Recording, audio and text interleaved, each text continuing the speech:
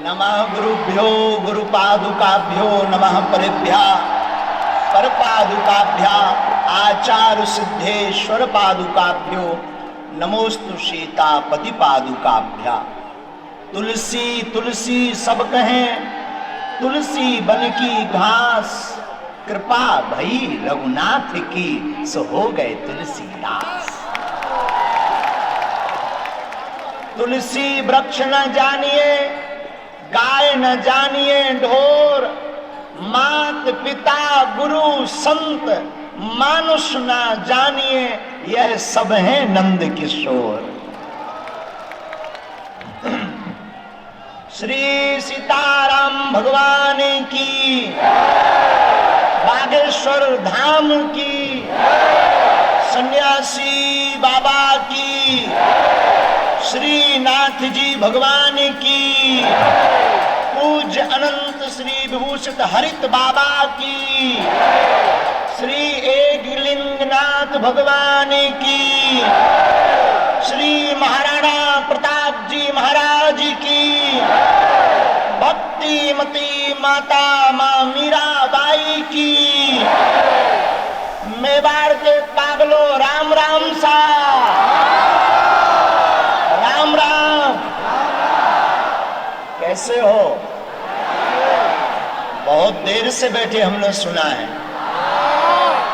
कुछ नहीं,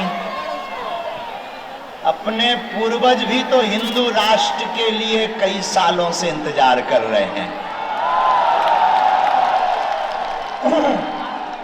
आज मेवाड़ की पावन धरा पर हमारे सन्मुख और मंच पर विराजमान सनातन परंपरा का ध्वज समूचे विश्व में फहराने वाले जितने भी महापुरुष विराजमान हैं, सब संतों के चरणों में हम नाक रगड़कर दंडवत प्रणाम करते हैं। प्रमुख रूप से हमारे इस तरफ में एक ऐसी विभूति जिनके तपोबल की चर्चा आपने माइक के माध्यम से सुनी, और निश्चित रूप से राजस्थान में आपकी जो गरिमा है, आपकी भक्ति और शक्ति का जो प्रचार है, वो बड़ा ही अद्भुत है। ऐसे परम पूज्य अनंत श्री विभूषित उत्तम दास जी महाराज के चरणों को भी हम साष्टांग दंडवत प्रणाम करते हैं।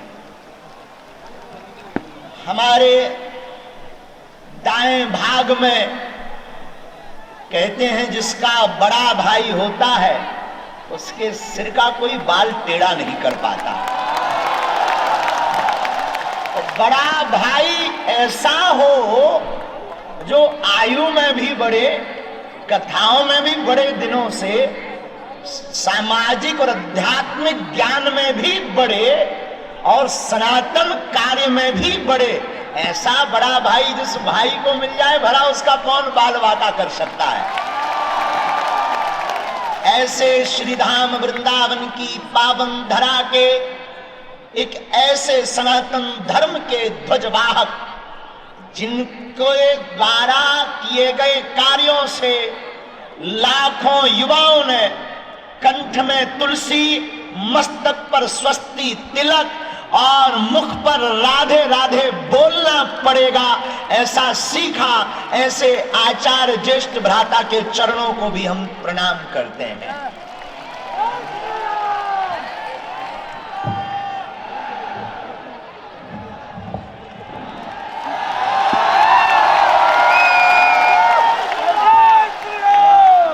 एक बात समझ लीजिए, ये सिर्फ कहते नहीं है बड़ा भाई, ये दिल से मानते हैं मुझे बड़ा भाई।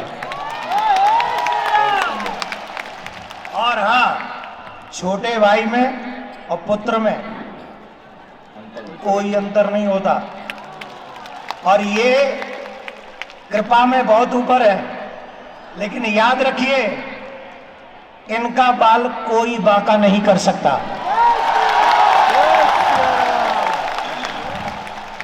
और हमारे सन्मुख कक्का ये तेज कर दे तो कक्का को नहीं लगने।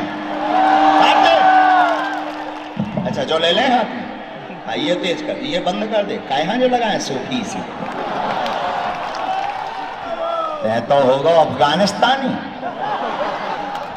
और हमारे सामने वहां सब जगह सामने विराजमान बैठे कछु खड़े हैं, कछु छतन पे टंगे हमें दिखा रहे। हमें ऐसा जानते कि मेवाड़ में इतने पगलाए हम और पहले आ जाते। अब तो हम पगलना छोड़ने वाले नहीं हैं। और जब तक तुम्हारे घर के बाहर तुम्हारा मन और तुम्हारा मुख भगवा में नहीं होगा तब तक हम तुम्हें छोड़ेंगे भी नहीं। ऐसे मेवाड़ की पावन धरा पर यत्र तत्र अगल बगल जने हम नहीं दिखा रहे, समझ जाओ दिखा गए।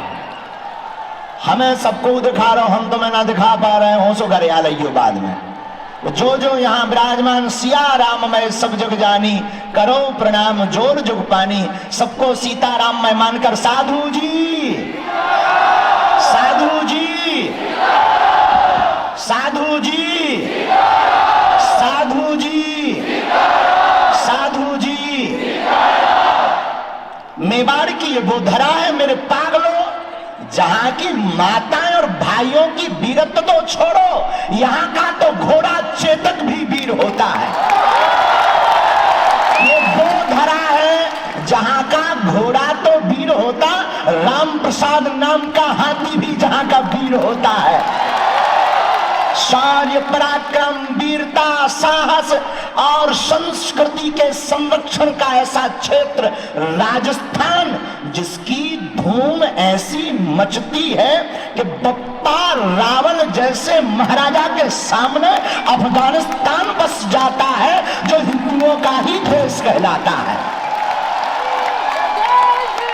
ऐसी मेवाड़ की धरा में हम सब आज हिंदू नव वर्ष उत्सव पर, शायद भारत का पहला ऐसा उत्सव होगा जहां हिंदू नव वर्ष इतने गुंजायमान के साथ मनाया जा रहा हो।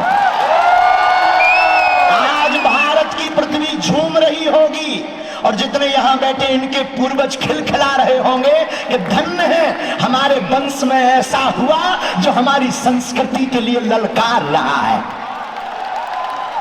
ऐसी मेवाड़ की धरा, राजस्थान की वीरता और शौर्यता की भूमि पर हम कोई भाषणबाजी करने नहीं आए हैं। और याद रखना, हम दो कौड़ी की राजनीति में करोड़ों का अध्यात्म बर्बाद नहीं करते हैं। इसलिए भी मत समझना कि हम कोई राजनीति के लिए आए हैं, या तुम सोचो कि चुनाव के लिए आए हैं। ठटरी बराए सनातन के लिए जिए थे, जन्म लिया और सनातन के लिए निकले हैं और सनातन के लिए ही प्राणों को त्यागेंगे। दूसरी बात, वैसे महाराज जी हमारे बहुत श्रेष्ठ हैं, क्षमा करना अगर गलती हो जाए, आप मुस्कुरा के हमें आशीर्वाद दे दो। महाराज जी कह रहे थे कि भारत में जरूरत नहीं पाकिस्तान को हिंदू राष्ट्र बनाना। हम कहते हैं महाराज जी क्षमा करना, पाकिस्तान तो अपन चलकर बना ही लेंगे, कुंभलगढ़ में जो 100 हरे झंडे लगे हैं उन्हें भगवान ने बनाना है।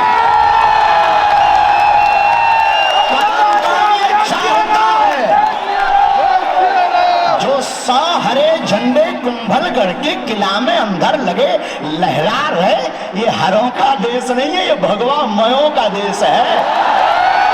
ऐसा तुम नहीं कर पाए तो तुम बुजदिल हो, तुम डूब मरो।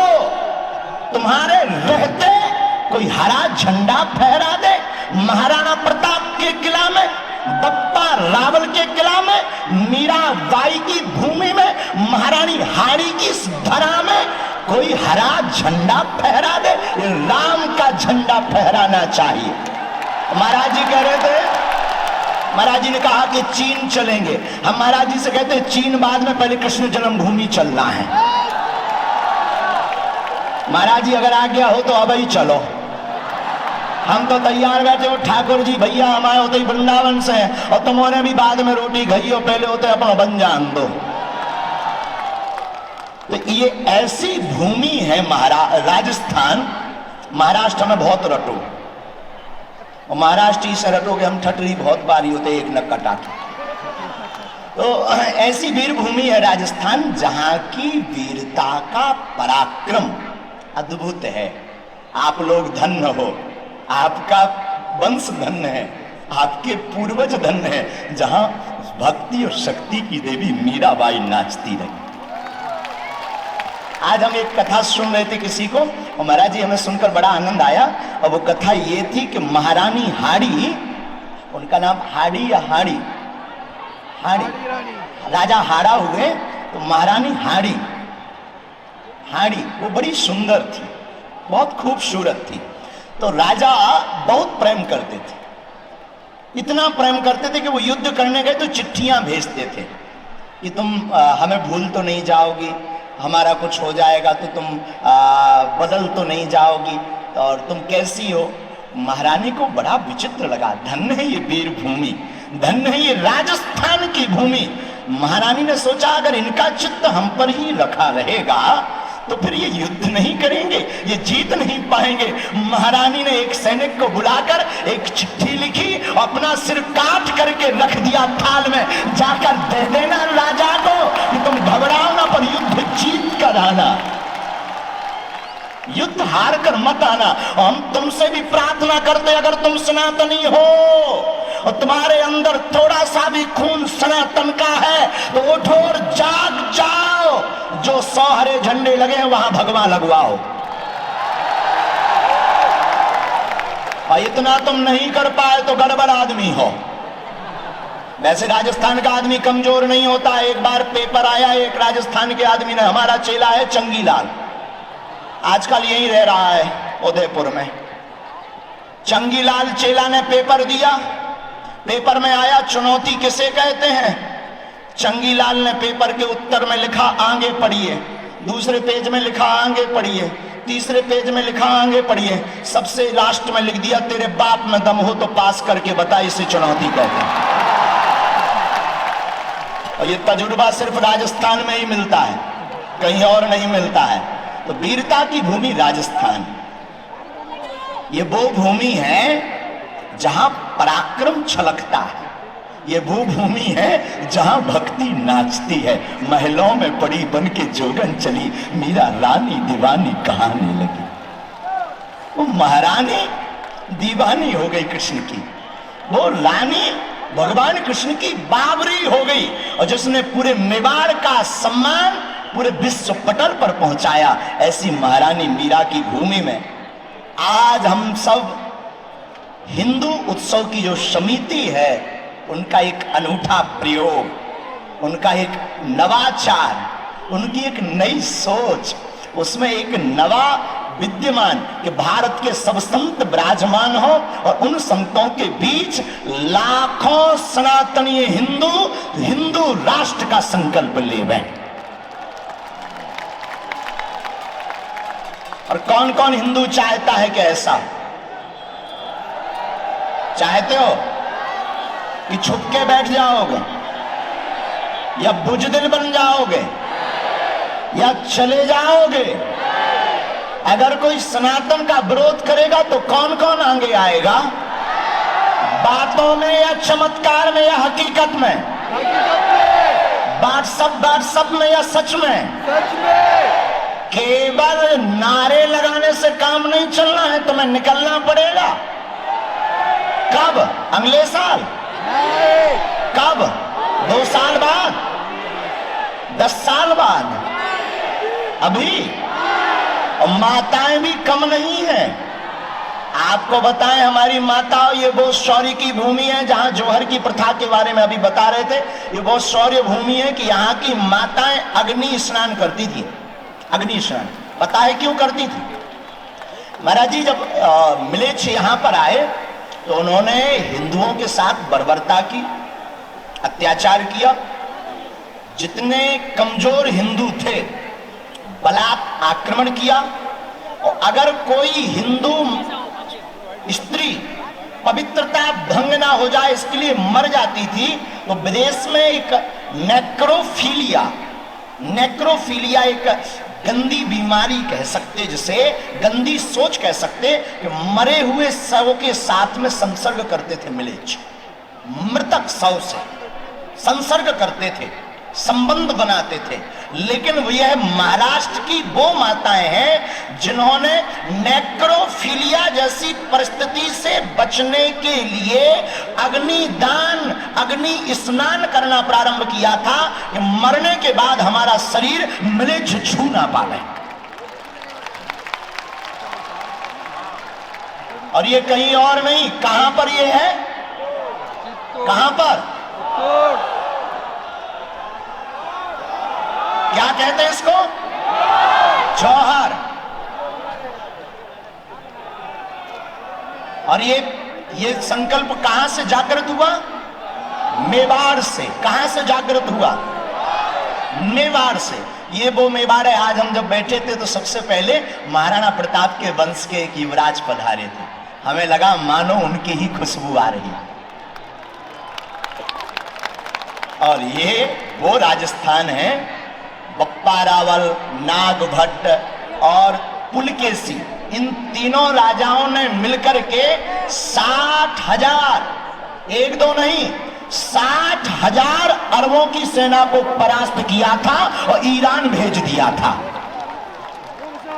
अब राजस्थान के लोगों, तुम्हारे अंदर भी अगर वही खून हो, जमीर जिंदा हो, तो धर्म विरोधियों को तुम्हें भी अब भारत के बाहर भेजना पड़ेगा। क्योंकि जिन्हें भारत में रहने में डर लगता हो, राम की यात्रा पर जिनको पत्थर फेंकना अच्छा लगता हो, पालघर के संतों की निर्दयता के साथ हत्या की जाती हो, राजस्थान में जिस प्रकार प्राचीन मंदिरों को मिटाया जाता हो, ऐसे कृत्य करने वाले लोगों को भारत में रहने का स्थान, ज्यादा दिक्कत हो तो पासपोर्ट अपन दे दी, लेकिन उन्हें भारत में रहने की आवश्यकता। हमारा तो एक ही कहना है, भारत में रहना है तो सीताराम कहना है। लोगों ने हमसे कहा तुम्हें डर नहीं लगता, हमने कहा डरते तो हम किसी के बाप से नहीं हैं, डरते वो हैं जो बुजदिल होते हैं। हम तो वो हैं कि कुंभलगढ़ के किला में भी भगवा झंडा गड़वा कर मानेंगे। और तुम चाहते हो कि वहां भगवा झंडा गड़े, चाहते हो? क्या ये बात सही है? सही है ना? तो काहे चुप बैठे कक्का है, तो मैं ऊंट बसा रहा हो का? तो काहे चुप बैठे हो? काऊ ने कसम रखी का तुम्हें? कब जागोगे? कब जागोगे? कब जागोगे? भारत को हिंदू राष्ट्र कब बनाओगे? कब? अगर कोई विरोध करेगा तो? अगर कोई तुमको धमकी देगा तो क्या डर जाओगे? अगर कहेगा कि तुम्हें हम मिटा देंगे तो क्या डर जाओगे? क्षमा कीजिएगा, एक कन्हैया धोखे से जरूर चला गया, अब घर घर कन्हैया बैठा है। सीटी ना बजा लोगाई नोई में, नक्कटा सीटी बजाओ। जय श्री राम बोल, दोनों हाथ उठाकर और जोर से बोलो, भारत हिंदू राष्ट्र की, भारत हिंदू राष्ट्र की। तो जितने भी राजस्थान के पागल बैठे हैं, जो खड़े हैं वहां सामने उस पे छत पे खड़े, कछु होते मल्टी पे टंगे, हमें तो दिखा रहे तन तन तन तन। अब बुढ़ापे की आंखें आए उतना तो दिखा नहीं रहा, लेकिन हमें खूब दिखा रहा हूं। हाँ होते जी मोबाइल चला रहे, देखो भी चला रहे यार, नीचे नहीं आ जाइयो, ऊपर ही रहियो संभल के। भैया तुम खड़े ना हो, जो नहीं तो बैरिकेडिंग टूट जाए। बैठे रहो कक्का, बैठे रहो कक्का, बैठे रहो, बैठे। अबे हम जा नहीं रहे, तुम चाहत कि हम जल्दी चले जाएं। तो अंतिम बात और सुनो, पूछो का, हम आपको अब जातिवाद में बंटना बंद करना पड़ेगा, हिंदुओं को एक होना पड़ेगा। क्या होना पड़ेगा? चाहे जाति अनेक हो पर हम सब हिंदू, हम सब हिंदू, हम सब हिंदू, हम सब हिंदू, हम सब हिंदू। क्यों? क्योंकि अलग अलग रहना ही इनका लक्ष्य है कि इनमें फूट डालो और क्या करो। तो क्या तुम अपने ऊपर किसी और का राज चाहते हो? तुम चाहते हो कि भारत हिंदू राष्ट्र हो? तुम चाहते हो कि घर घर रामचरितमानस पढ़ी जाए? तुम चाहते हो कि अब राम की यात्रा पर पत्थर ना फेंके जाएं? चाहते हो तो दोनों हाथ उठाओ सब। रावण के खानदान के मत उठाना, जो रावण वाले हो तुम कॉल आए अपने अपने कक्का के, तुम मत उठाना। जो सच्चे राम के हो वो दोनों हाथ उठाओ, संतों में भी उठा लो।